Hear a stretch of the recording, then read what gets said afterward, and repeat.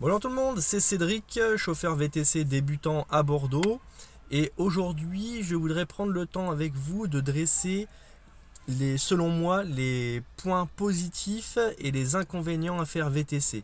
Je vais vous faire deux top 3. Le top 3 des choses positives, enfin mon top 3, et mon top 3 des points négatifs.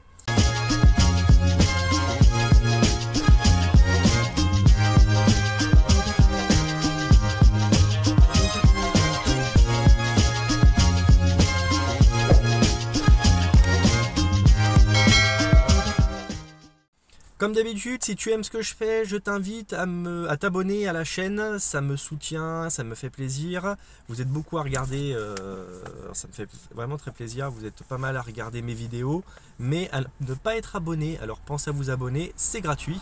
Laissez-moi un like, un petit commentaire si vous avez des sujets que vous aimeriez que j'aborde, ou si vous avez des remarques. Vous, votre top 3, quel est-il? Des points positifs ou des points négatifs à faire VTC? Si vous avez déjà commencé, peut-être que vous avez des questions, n'hésitez pas, j'essaye de répondre un peu à tout le monde.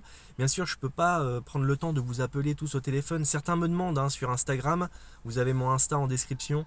Est-ce que je peux t'appeler? C'est un peu compliqué, tu vois. Je travaille, je suis pas youtubeur moi, hein. Je fais juste des vidéos comme ça un petit peu pour passer le temps, pour vous partager un petit peu mon expérience. Voilà, c'est un peu un hobby quoi. En tout cas, dès que j'ai le temps et que je suis sur mon ordinateur, je réponds à vos messages Instagram ou aux messages YouTube que vous me laissez. Voilà. Autre chose aussi, les liens de parrainage toujours disponibles. Merci aux 4 personnes qui ont déjà utilisé mes liens de parrainage, ça fait plaisir. Vous avez donc les liens de parrainage Bolt et Uber qui sont en bas. Uber en ce moment c'est 300 € pour toi, 300 € pour moi si tu t'inscris via mon lien de parrainage, et Bolt, pardon, c'est 100 € pour toi, 100 € pour moi. Je vous remercie et on va commencer tout de suite ce top 3 avec les points positifs. Et en numéro 3, je mettrai le fait de conduire. Le métier de VTC, c'est pas une surprise, on conduit beaucoup, des fois 10 heures par jour, voire même plus.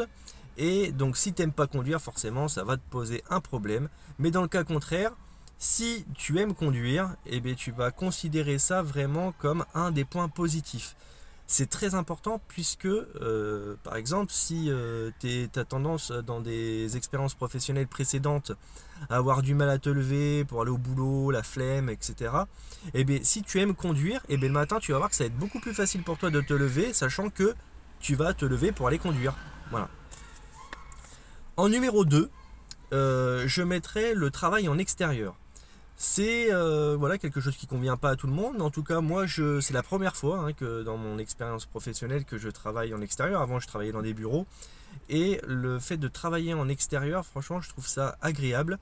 On est dans un véhicule. Quand il fait chaud, on met la clim. Quand il fait froid, on met le chauffage. T'as envie de te dégourdir, tu te poses 2 minutes, tu te dégourdis les jambes. C'est quand même très agréable. Donc on a quand même cet avantage de pouvoir être en extérieur et de ne pas avoir les contraintes physiques que peuvent avoir des gens qui sont paysagistes ou des couvreurs qui vont se péter le dos, etc.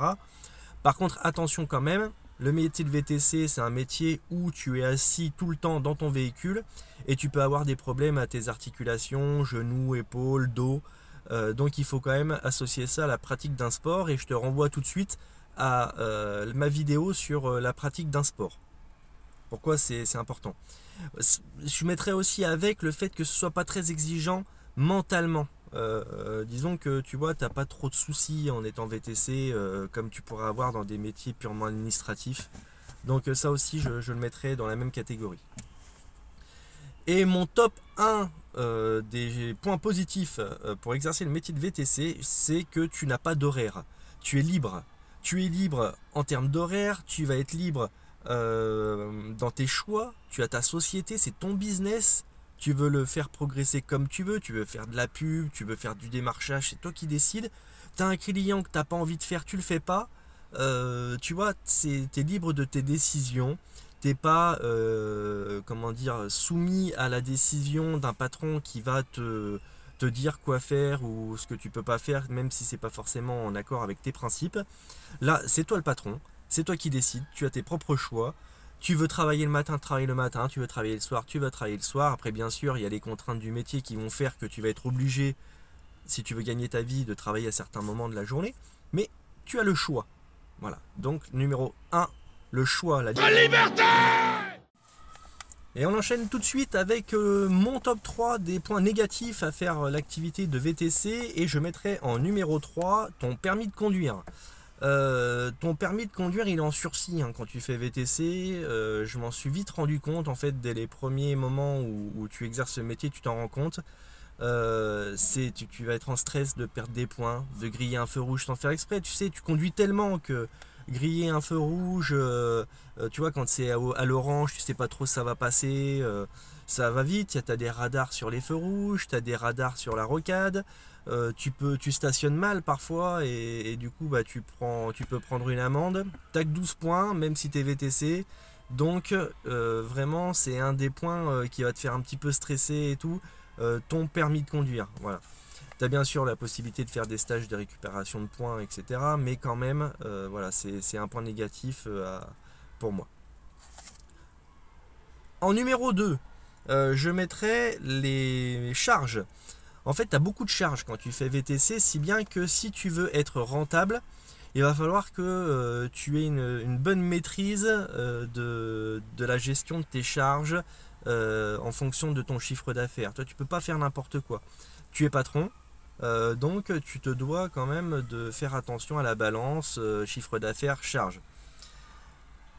Ce qui va avec aussi, c'est le fait que c'est pas un métier qui est extrêmement bien payé. C'est sûr que parfois tu vas pouvoir faire des bons chiffres, tu vas pouvoir avoir une clientèle privée, surtout si tu as des clients privés qui ont les moyens, là tu vas pouvoir gagner un peu ta vie. Mais bon, c'est le prix à payer pour faire un métier qui te plaît, que tu aimes, qui n'est pas très contraignant au niveau charge mentale. Donc voilà, le revers de la médaille, c'est que c'est pas un métier où tu vas gagner 3 ou 4 000 euros par mois. Voilà, faut pas t'attendre à ça. Mais voilà, point numéro 2, c'était celui-là, le salaire. En numéro 1, c'est la prise de congé. La prise de congé est difficile quand tu es nouvellement patron. Tu vas te lancer en étant VTC, tu vas vite t'en rendre compte si tu as une clientèle privée. C'est difficile de prendre des congés, difficile de dire à tes clients que tu amènes souvent que bah, cette semaine-là, tu vas pas être là. Ou alors il te faut un collègue qui te remplace pendant tes vacances. Les heures de travail, alors ça peut être un point positif, mais ça peut être aussi un point négatif, dans le sens où le vendredi soir, le samedi soir, tu vas bosser, là où tout le monde sort. Il y a des matins où tu vas te lever de bonne heure pour bosser, tu vas pas pouvoir voir tes enfants ou ta famille. Voilà, donc il y a tout ça. Tu as des horaires un peu décalés, voilà. Il y a aussi autre chose que tu vas devoir prendre en compte dans ton temps de travail. C'est que déjà tu fais beaucoup d'heures. Et tu vas avoir, une fois que tu rentres chez toi, le nettoyage de ton véhicule, remise des bouteilles d'eau, etc. Et voilà, franchement, ça prend du temps. Et en numéro 1, je mettrai donc les horaires et les congés difficiles. Quand je parle d'horaire, bien sûr, je parle du nombre d'heures, d'accord, pas du fait de pouvoir ajuster tes horaires, puisque ça, on a dit que c'était plutôt quelque chose de positif. Mais tu fais beaucoup d'heures, il n'est pas rare que tu fasses 40 heures au moins, tu vois, même plus, quand tu es VTC. Si tu as aimé cette vidéo, laisse-moi un like, tu t'abonnes, s'il te plaît, ça me fera plaisir. Et puis voilà, je fais des vidéos régulièrement sur différents sujets qui peuvent t'intéresser. Donc si ça t'intéresse, pardon, reste en lien. Allez, bon courage, bye bye.